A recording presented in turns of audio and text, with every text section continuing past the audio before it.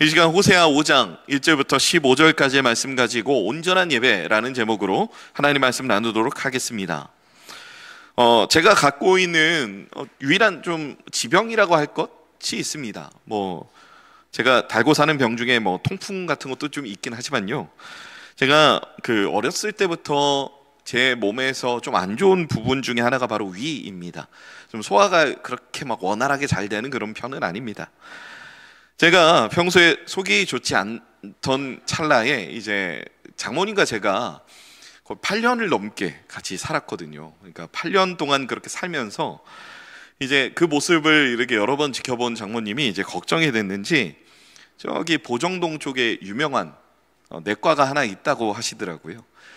그 병원은 이제 오전에 예약을 하면 오후에 진료를 받아야 하는 손님이 엄청 몰리는 그런 병원으로 알려져 있습니다.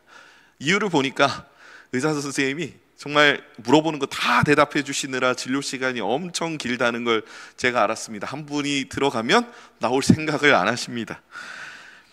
장모님이 계속 병원 가자, 병원 가라 이렇게 말씀하시면 저는 그냥 제가 알아서 하겠다라고 그렇게 말씀을 드리던 찰나에 장모님이 갑자기 어느 날 저한테 말도 안 하시고 병원을 예약해 오신 거예요.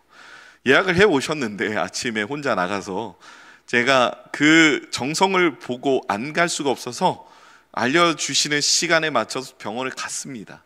근데 병원을 갔더니 저 혼자 이제 진료를 받는 줄 알았는데 장모님이 계시는 거예요. 물론 그 전에 이제 피 검사도 하고 이제 진료 일자를 잡고 이제 피 검사 결과를 함께 듣기 위해서 그 자리에 갔습니다. 그래서 저한테 의사 선생님이 이제 증세를 물어보시겠죠. 평소에 소화가 좀 안 되는 편이고 그래서 이제 그것 때문에 잠을 잘 못 잘 때도 있고 좀 여러모로 고생을 할 때가 있다라고 말씀을 드리니까 이제 장모님이 중간에 제 말을 가로채시는 거예요. 뭐라고 하시냐면 진짜 이 사람이 큰 병 있는 것 같다고, 너무 화장실을 자주 간다고 그런 말씀을 하시는 거예요. 그랬더니 이제 의사 선생님이 그 말씀을 들으시고 뭐라고 하셨냐면 어머님 그건 많이 먹어서 그렇습니다 이렇게 말씀하셨습니다. 그리고 피 검사를 해보니 생각보다 피의 상태가 너무 좋아서 웬만하면 오늘 헌혈하고 가시라고 그런 권유를 들었습니다. 제가 속이 안 좋은 건 그냥 위의 그 상태가, 그러니까 타고나기를 위가 좀 약하게 태어난 거구나, 그렇게 생각하고 살아야겠구나라고 생각하고 이렇게 좀 길을 나섰던 기억이 있습니다. 여러분, 우리 몸 중에서 제일 정직한 게 먹으면 그 몸에서 반응이 있다는 것이죠. 많이 먹으면 살이 찌고 적게 먹으면 살이 빠집니다. 어떤 분들은 그런 말씀을 하십니다. 나는 물만 먹어도 살이 찐다. 근데 사실 우리는 그게 새빨간 거짓말이라는 걸 아주 잘 알고 있습니다. 물은 칼로리가 없기 때문에 아무리 많이 먹어도 하루에 10리터를 먹어도 살이 찌지 않습니다. 물만 먹어도 살이 찌는 경우는 없기에 우리는 다른 것들을 많이 먹는지를 늘 돌아봐야 하는 것이죠. 얼마 전에 유퀴즈라는 TV 프로그램에 이제 식욕에 관한 연구를 하는 한 교수님이 나와서 인터뷰를 한 적이 있습니다. 그래서 이제 진행을 하는 유재석 씨가 그렇게 말씀을 하셨어요. 전국에 이 다이어트 때문에 스트레스 받고 고생하는 분들을 위해서 한마디 해달라라고 하니까 그분이 이렇게 말씀을 하시더라고요. 여러분은 이미 알고 있습니다. 그 문제예요. 그것만 안 하면 됩니다. 몸은 정말 정직하기 때문에 먹으면 먹는 대로 반응하고 또 안 먹으면 안 먹는 대로 반응하기 때문입니다.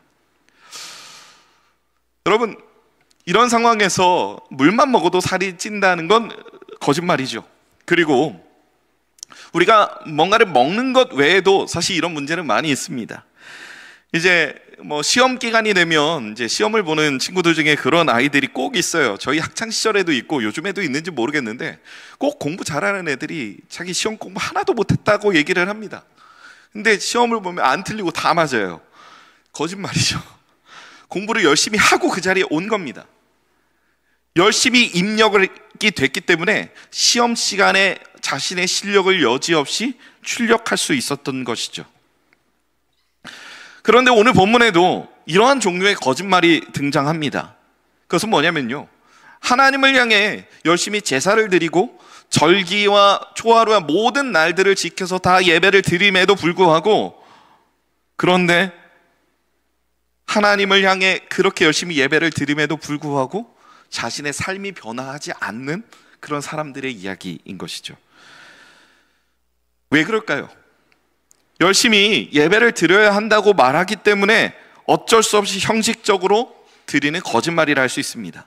이스라엘 백성들이 열심히 분명히 예배를 드리고 제사를 드림에도 불구하고 그들의 삶의 나아짐이 하나도 없었기 때문인 것이죠.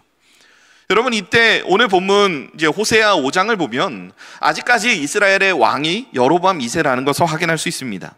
여로보암 2세는 북이스라엘의 왕 중에 가장 최고의 전성기를 누린 왕이었습니다. 50년이 넘는, 무려 56년이라는 굉장히 긴 통치 기간을 통해서 이스라엘의 세력을 마구잡이로 엄청나게 확장해 나갔습니다. 그렇기 때문에 그들의 삶은 굉장히 꽤나 풍족했고, 잘 사는 사람들이, 즉 잘 사는 귀족들이 굉장히 많은 그런 상황이었죠. 그리고 이 나라 안에서 제사나 어떤 나라를 다스리는 통치의 활동을 하는 이 모든 사람들이 지금 이때는 많은 귀한 것들을 누리고 있었습니다. 여러분, 북이스라엘이 왜 이렇게 좋은 환경에서 잘 살아가는지 아십니까? 우리가 성경을 조금만 살펴보면 그 이유에 대해서 확인할 수 있는 것이 있습니다. 바로 엘리사 선지자가 화살을 들고 나타나서 북이스라엘이 아수르에 계속 눌리고 있을 때 그 화살을 바닥에 친 그 숫자만큼 크게 아수르에게 전투에 승리하여 그들의 세력을 확장할 수 있는 좋은 훌륭한 기반을 만들었기 때문인 것이죠.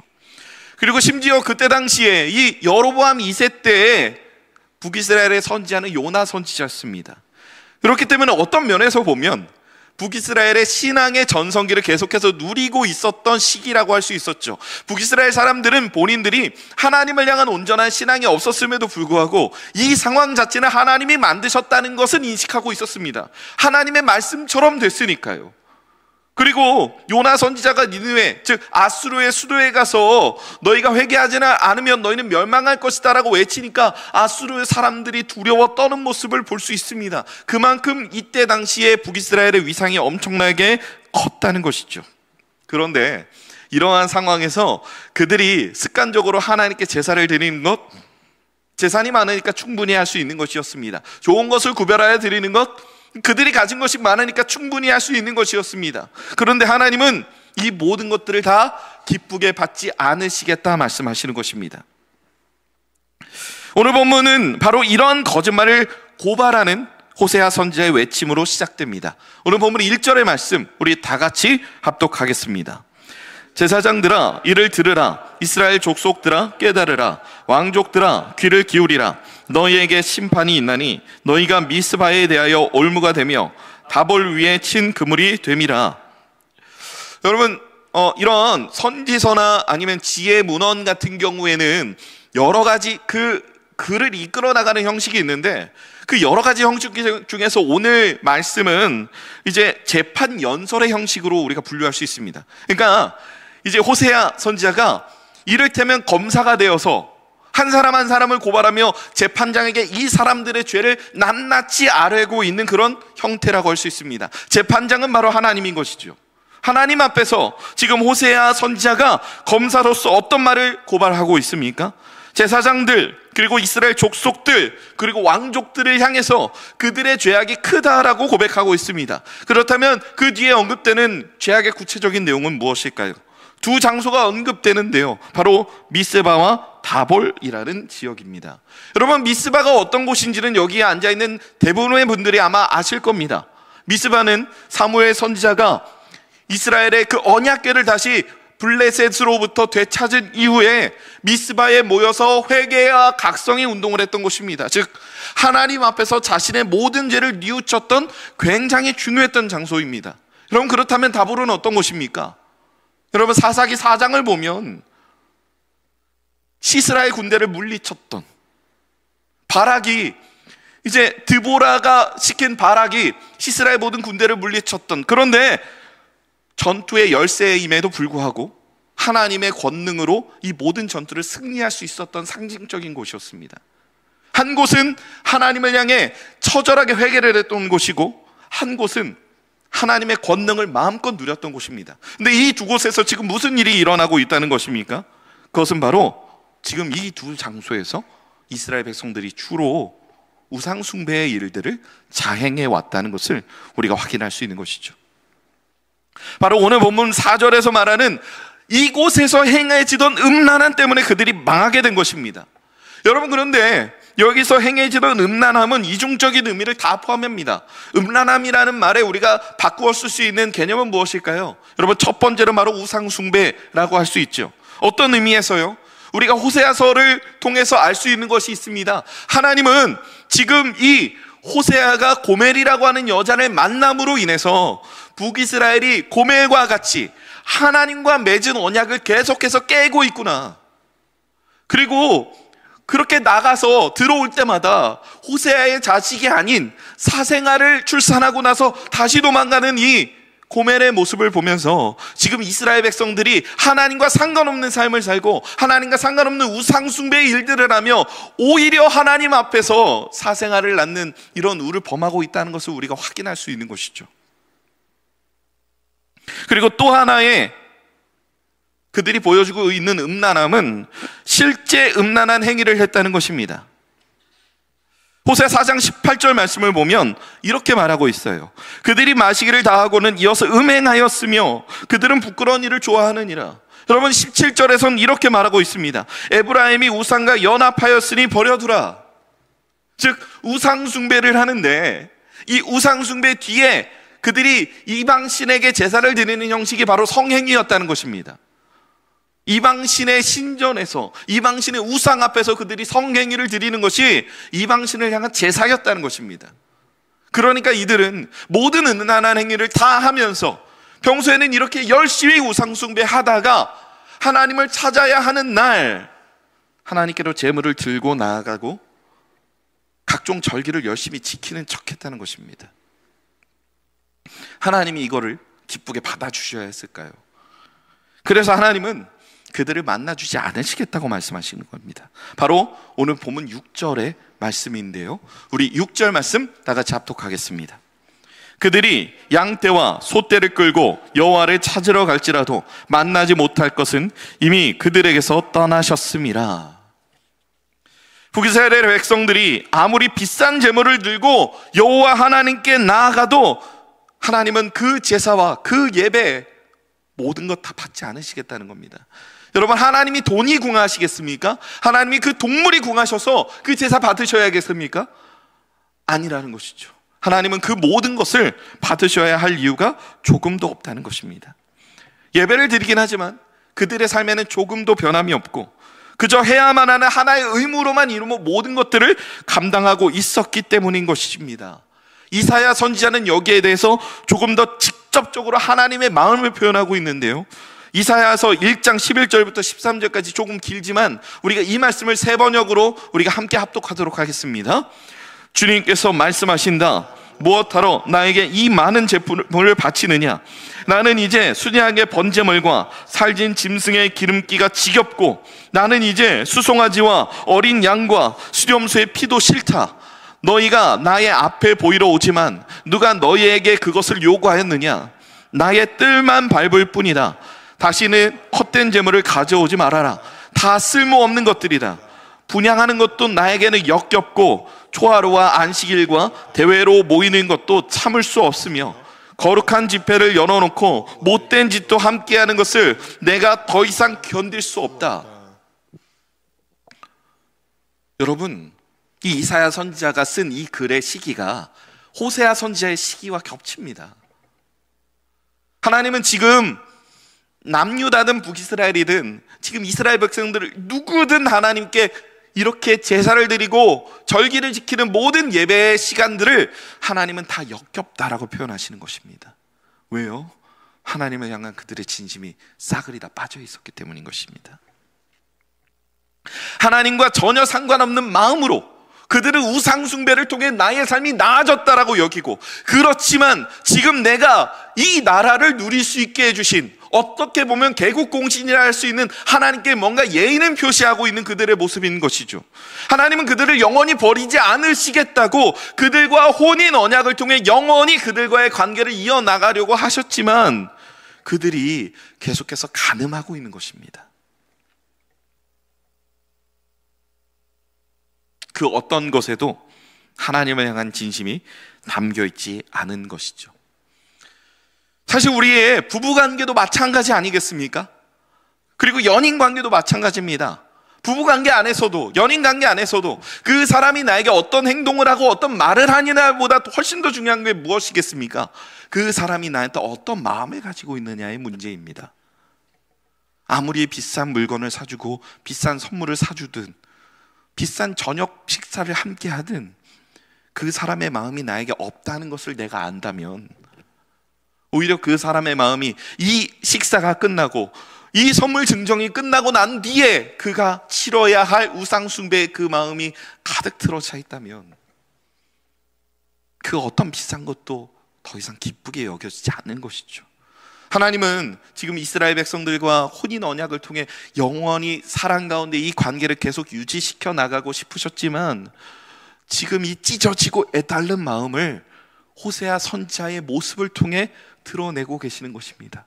하나님의 마음이 얼마나 아픈지, 하나님이 이 제사 받아주고 싶지만 도저히 받을 수 없다는 이 역겨운 구역질이 나는 하나님의 마음을 지금 이스라엘 백성들에게 이런 식으로 표현하고 계시는 것입니다.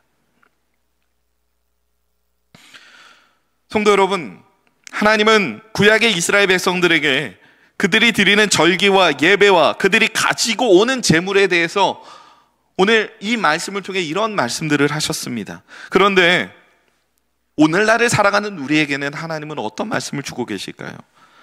여러분, 이제는 더 이상 동물 제사를 드리는 건 의미가 없습니다. 그리고 절기의 예배가 아니라 우리는 복음을 통해 변화된 예배의 새로운 개념을 가지고 하나님께 나아가고 있습니다. 그렇기 때문에 우리는 변화된 개념 안에서 우리에게 새롭게 주어진 말씀을 통해 우리는 이 삶의 기준을 우리의 삶 가운데 세워나가야 한다는 것입니다. 사도 바울은 로마서 12장 1절에서 우리가 온전히 마땅히 드려야 할 예배에 대해서 이렇게 말하고 있습니다. 우리 로마서 12장 1절 말씀 다 같이 합독하겠습니다. 그러므로 형제들아, 내가 하나님의 모든 자비하심으로 너희를 권하노니 너희 몸을 하나님이 기뻐하시는 거룩한 산제물로 드리라. 이는 너희가 드릴 영적 예배니라. 여러분, 하나님은 더 이상 우리가 가지고 오는 동물에 관심이 있으신 것이 아니라 우리가 살아낸 삶의 모든 시간들, 그리고 그 모든 시간들을 안고 우리 몸 자체로 나아오는 우리 자신에게 관심이 있으신 것입니다.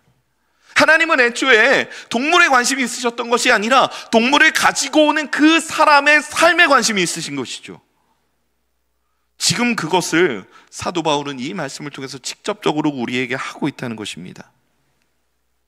그리고 사도 바울은 뭐라고 말하냐면 이것이 바로 우리가 드릴 영적 예배라고 말합니다. 즉 우리는 모든 예배 모임을 통해 나 자신을 하나님께 올려드리는 거룩한 산제물로서 나 자신을 하나님께 매 예배마다 바쳐야 한다는 것입니다.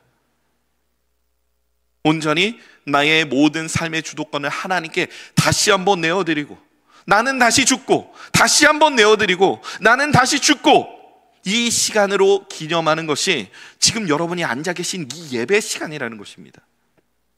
지금 앞에서 떠들고 있는 저 설교자의 말이 내 생각과 다른가 같은가를 논하는 자리가 아니라 이것이 정말 하나님의 말씀에 적혀있는 진리가 맞다면 이 말씀을 여러분뿐만 아니라 저도 같이 순종하며 나아가는, 이 말씀을 통해서 변화된 삶을 살려고 발버둥치는 그러한 삶의 자리로 나아가야 하는 것이 저와 여러분이 드릴 영적 예배라는 것입니다. 구약 백성들은 하나님께 제물을, 즉 동물 제물을 드릴 때 흠 없는 동물을 바쳐야 한다는 사실을 알고 있습니다. 물론 흠이 있는 동물을 드려도 되는 제사도 존재하긴 합니다. 그런데 구약 백성들은 몇 번의 그 얼마간의 기간을 제외하고는 대부분 흠 없는 여러 동물을 바쳐야 한다는 의식을 가지지 않았습니다. 왜 그럴까요? 그들은 참으로 다양하게 하나님을 향한 예배를 멸시했기 때문입니다. 여러분 기억하셔야 됩니다.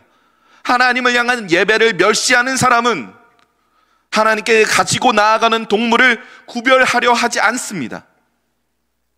즉, 우리가 하나님께 거룩한 산제물로 나아갈 때 우리의 거룩하게 구별된 삶이 없이 하나님께 나아가는 것이 하나님을 향한 우리의 예배를 멸시한다는 것입니다. 본문은 우리에게 뭐라고 말하고 있습니까? 하나님 그 예배 역겨워한다고 말씀하고 있습니다.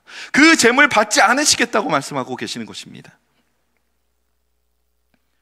죄악 속에서 형식적인 제사와 예배를 드렸기 때문인 것이죠. 즉, 우리도 하나님께 나아감에 있어서 반드시 거룩한 구별을 우리의 삶 속에 찾아내야 한다는 것입니다.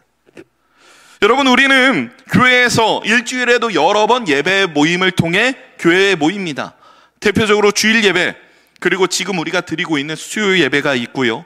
그리고 매일 새벽마다 하나님께 나아가는 새벽 예배가 있습니다. 이 모든 예배는 예배당 안에서 예배로서의 의미가 거기에서 끝나는 것이 아니라 우리의 삶의 현장 가운데로 이 말씀, 이 복음의 진리를 가지고 나아가는 데 그 초점이 있습니다. 여러분, 제가 이렇게 말씀을 전하며 지금 여기 안에서 여러분들이 거룩해지는 것을 원하는 것이 아니라 저를 비롯한 우리 모두가 이 말씀을 가지고 우리의 삶의 현장 가운데로 나아가서 변화된 거룩함을 통해 하나님께 거룩한 산제물로 서 있어야 한다라고 저는 여러분께 말씀드리고 싶은 것이죠. 우리의 예배는 예배당 안에서 끝나는 것이 아니라 이곳에서 시작되는 것입니다. 우리의 삶의 예배로 이어지는 것이죠. 근데 많은 이들이 이 예배당 안에서의 예배와 우리의 삶의 현장 가운데서 예배 단절을 겪고 있습니다. 왜 그럴까요? 왜 그러겠습니까? 북이스라엘 백성들처럼 굳이 하나님의 말씀 안 들어도 나의 삶이 풍족할 수 있다고 믿기 때문입니다. 세상의 방식들을 따르고 세상의 우상들을 숭배하면서 나의 이익과 나의 진리를 지키면 굳이 하나님께 기도하지 않아도, 굳이 하나님께 내가 엎드리지 않아도 내 삶 먹고 살만하기 때문입니다. 우리는 그 메시지에 사로잡혀 있기 때문에 굳이 내가 하나님께 지금 거룩한 산제물로 나아가야 한다는 생각조차 안 하고 살아가는 것이죠. 여러분, 우리는 주일 예배를 통해 한 주간 우리가 살아갈 삶의 방향을 결정하고 목표로 삼고 살아갑니다. 그리고 오늘 우리가 드리는 수요 예배는 여러분 어떤 의미가 있을까요?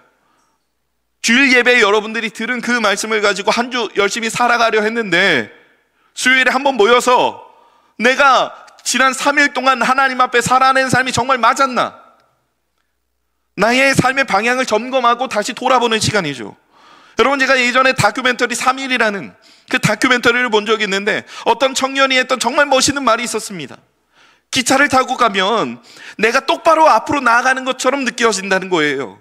그런데 기차의 맨 뒷칸에 가서 내가 나온 길을 보면 그 기찻길이 꼬불꼬불하다는 것이죠. 나는 똑바로 올바른 대로 나아간 것 같지만 이렇게 중간에 우리의 삶을 한번 점검하지 않는다면 내가 잘못 나아갔던 삶의 방향성을 우리는 수정할 수 없다는 것입니다. 그렇다면 우리는 새벽 예배를 왜 드려야 하는 것일까요?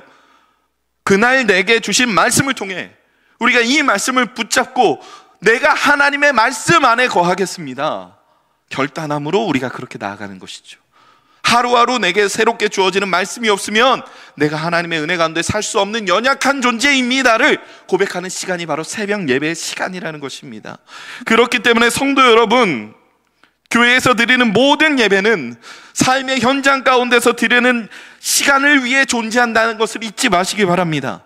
그러니 우리가 살아내는 한 주간의 모든 시간을 통틀어서 하나님은 자신에게로 나오는 모든 하나님의 백성의 예배를 판단하시겠다는 것입니다.